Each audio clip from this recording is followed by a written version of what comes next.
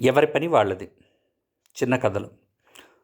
తుమ్మగూడెం అనే ఊరిలో కాకమ్మ అనే అవ్వ ఉండేది. ఒంటరిగా బతికీడుస్తున్న కాకమ్మకి బీరా అనే కుక్క తోడు ఉండేది. ఓసారి అవ్వ అడవికెళ్ళి కట్టెపుల్లలు తెచ్చుకుంటూ ఉండగా ఒక బాతు కనిపించింది. ఒళ్ళంతా రక్తస్రావమైన కొన ఊపిరితో ఉందది. కాకమ్మ దాన్ని ఎత్తుకొని గాయాలకు పసరు రాసింది. ఆమె చికిత్సతో కోలుకున్న బాతు కాకమ్మకి ప్రతిరోజు ఏటి లోపలికెళ్ళి చేపల్ని పట్టుకొచ్చి ఇస్తూ ఉండేది. కాకమ్మ ఆ బాతుకి బూరా అని పేరు పెట్టి ముద్దుగా చూసుకునేది. దాంతో బీరాలో అసూయ పెరిగింది. ఓ రోజు కాకమ్మ కొడుకు సయన్న వస్తున్నాడని కబురొచ్చింది.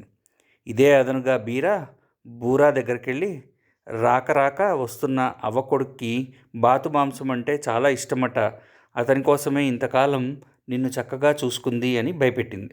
దాంతో బూరా పారిపోయి ఏటి అవతల ఒడ్డున తలదాచుకుంది. ఇల్లొదిలి వెళ్ళిపోయిన అవ్వకి దూరమైనందుకు ఏడుస్తూనే ఉండేది. అలా ఏడుస్తూ ఉన్న బూరాని ఆ పక్కగా వెళ్తున్న అవ్వ కొడుకు సాయన్న చూసి విషయం ఏమిటి అని అడిగాడు. ఆయనెవరో తెలియక బూరా తన కథంతా చెప్పుకుంది. ఇంతకీ బీరానే కారణమని సాయన్న గ్రహించాడు. అతడు ఓ ఉపాయం ఆలోచించి ఇంటికి వెళ్ళగానే బీరా కాళ్ళు చేతులు కట్టేశాడు. దాని ముందు ఓ కత్తి తీసి సానపట్టడం మొదలుపెట్టాడు. ఇదేంటని అడిగిన కాకమ్మకి, నాకు కొంతకాలంగా కడుపు నొప్పి వస్తోందమ్మా, వైద్యుడిని అడిగితే ప్రతిరోజు కుక్క రక్తం పూయమన్నాడు. అది విని బీరా భయంతో పెద్దగా ఏడవడం మొదలుపెట్టింది.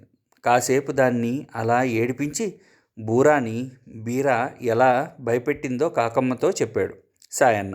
అది విని పెద్దగా నవ్వేసిన కాకమ్మ బీరాని దగ్గరికి తీసుకొని, సాయన్నలానే నువ్వు బూరా కూడా నాకు పిల్లల్లాంటి వారే. అది మనకి ఆహారం తెచ్చిస్తే నువ్వు కాపలా ఉంటున్నావు. ఎవరి పని వాళ్ళది, ఇందులో అసూయ పడటానికి ఏముంది అని చెప్పి మందలించింది.